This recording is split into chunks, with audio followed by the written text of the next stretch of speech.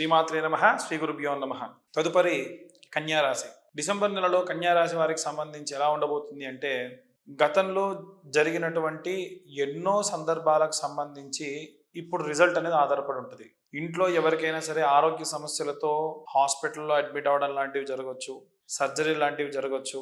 అలాగే ప్రథమార్థంలో ఎన్ని ఇబ్బందులున్నా ఖర్చు విషయంలో మాత్రం కాస్త అనుకూలంగానే ఉంటుందని చెప్పొచ్చు. ఇబ్బందులు ఉన్నప్పటికీ ఖర్చులు మాత్రం అంతగా ఏమి ఉండదు.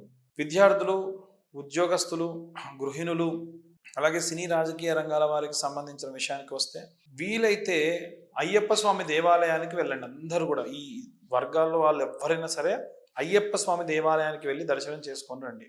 అది కూడా బుధవారం నాడే వెళ్ళండి. ఇలా చేయడం వల్ల మీరు ప్రదక్షిణ చేసేటప్పుడు కూడా స్వామియే శరణమయ్యప్ప అన్నటువంటి మంత్రాన్ని పదే పదే జపిస్తూ అయ్యప్ప స్వామి చుట్టూ కూడా ప్రదక్షిణ చేయండి. దీనివల్ల చాలా వరకు ఉపశమనం అనేటువంటిది ఈ జాతకులకు కలుగుతుంది. ఎవరైనా ఇరుముళ్ళు కట్టుకునే వారుంటే వారి ఇరుముడికి గాను ఏదైనా కాస్త ఆర్థిక సహాయం చేయండి. ఇరుముడిలో వేసేది కాకుండా అయ్యప్పలకు ప్రయాణానికి వెళ్ళేటప్పుడు ఎవరైనా అయ్యప్ప స్వాములు మాలలు వేసుకొని మకర జ్యోతికి ప్రయాణం అవుతున్న వాళ్ళకు సహాయం చేయండి. అలాగే వీలైనంత వరకు కూడా ఎవరైనా సరే అయ్యప్పలకి భోజనాదులు పెడుతుంటే, భిక్ష పెడుతుంటే వారికి కాస్త భిక్షకి ఏమేం కావాలో చూడండి. ఇదంతా కాదండి మేము ఇంత ఖర్చు పెట్టలేమనుకున్న వాళ్ళు ఎక్కడైనా అయ్యప్ప స్వామికి భిక్ష పెట్టేటప్పుడు వడ్డన చేయాల్సి వస్తే వడ్డన చేయండి. ఎందుకంటే దీక్షలో ఉన్న వాళ్ళకు సహాయం చేసి ఒక మెట్టు ఎక్కించినప్పుడు దానిలో 10వ వంతు ఫలితం మీకు దక్కుతుంది. కాబట్టి విశేషమైనటువంటి ప్రతిఫలాన్ని ఈ యొక్క రాశివారు ఈ పనుల వల్ల అందుకోవచ్చు. జరిగేటువంటి ఇబ్బందుల నుంచి బయటపడవచ్చు.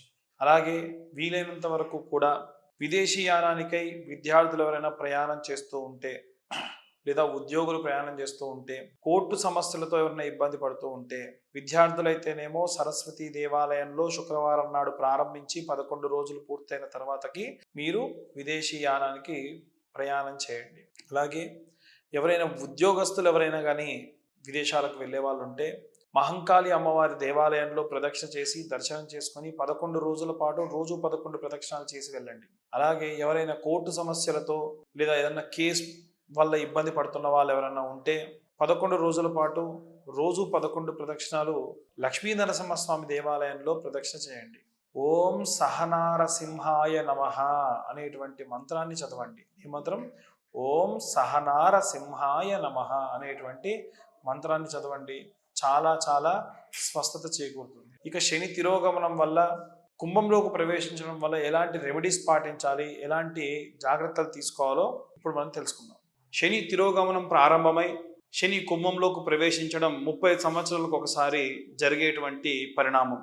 ఇలా జరిగినప్పుడు ద్వాదశ రాశుల వారికి ప్రత్యేకంగా ఈ యొక్క శనిగ్రహ ప్రభావం వల్ల ఎలాంటి ఇబ్బందులు వస్తున్నాయి, దానివల్ల ఎలాంటి రెమెడీస్ చేసుకోవాలి, ఎలాంటి మంత్రం చదవాలి అనేటువంటి విషయానికి వస్తే, ఈ యొక్క రాశివారు ప్రత్యేకంగా మీ యొక్క తల్లిగారి యొక్క పాదములు కాస్త ఏదైనా సరే పుట్టమన్ను కానీ ఎర్రమన్ను కానీ ఒక బేసిన్లో వేసుకొని దాంట్లో కాళ్ళు పెట్టేసి కాళ్ళంతా కూడా ప్రక్షాళన చేసి మీ అమ్మగారిని పక్కకు వెళ్ళమని ఆ నీళ్ళన్నీ వంపి ఉన్నటువంటి ఆ మట్టి మొత్తాన్ని కూడా ఎండబెట్టి పూర్తిగా ఎండిన తర్వాతకి జల్లెడ పట్టేసి దాన్ని ప్రతి ఒక్కళ్ళు కూడా కాస్త నూనెలో రంగరించుకొని బొట్టుగా పెట్టుకొని దానిపైనుంచి కుంకుమ పెట్టుకోవడం వల్ల శనిగ్రహానికి సంబంధించినటువంటి అర్ధాష్టమ అష్టమ ఏలినాడి శని ప్రభావ దోషములు అనేటువంటివి పోతాయి. ఇక ప్రత్యేకంగా ఏదైనా దేవాలయంలో నూనె కోసం ఇబ్బంది పడుతున్నటువంటి వాళ్ళు ఎవరన్నా ఉంటే దేవాలయంలో నెలకు ఒకసారైనా సరే మీరు ఈ నెలలో ప్రత్యేకంగా శనివారం అయినా నువ్వుల నూనెని దానంగా ఇవ్వండి. దేవాలయానికి దానంగా ఇవ్వండి.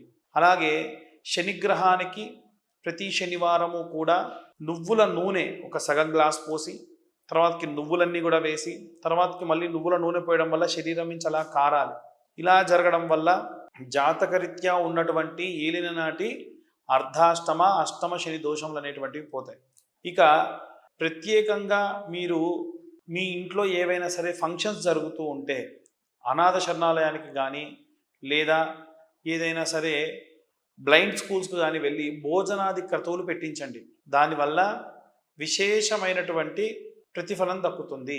అయితే ఎందుకంటే ఇవన్నీ అంటే సూర్యుడు శని దేవుణ్ణి దూరంగా పంపించి వేయడం వల్ల 300 కాంతి సంవత్సరాల దూరంగా పంపించి వేయడం వల్ల ఆయన గుడ్డివాడిగా అనాథగా ఉన్న కారణం వల్ల వీళ్ళకి ఎవరైనా సరే సహాయం చేస్తే, వీళ్ళకి ఏదైనా సరే కాస్త భోజనాదులు కల్పిస్తే, వారి జాతకరీత్యా ఉన్నటువంటి ఏలినాటి అర్ధాష్టమ అష్టమ శని దోషాలు పోయేట్టుగా స్వామివారు కనికరిస్తూ ఉంటారు. మనకు ప్రత్యేకంగా శని చాలీసా అనేటువంటి ఒక మంత్రం ఉంటుంది.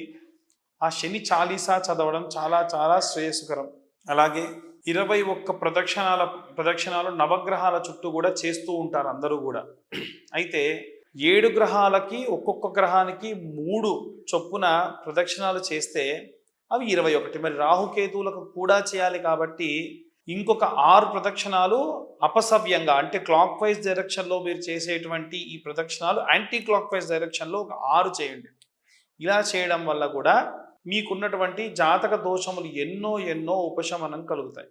ఇక ఈ యొక్క డిసెంబర్ మాసంలో ప్రత్యేకంగా మీరు ఎక్కడైనా సరే శని దేవాలయంలో అఖండ నీలి వత్తితోని దీపారాధన చేయండి. అంటే పెద్ద మూకుడులో నువ్వులు ప్లస్ నువ్వుల నూనె పోసి నల్ల వస్త్రముతోని పేని ఒక వత్తిలా చేసి మీరు దీపారాధన చేయండి. దానివల్ల కూడా విశేషమైనటువంటి శనిగ్రహ సంభావిత దోషములన్నీ కూడా పోతాయి.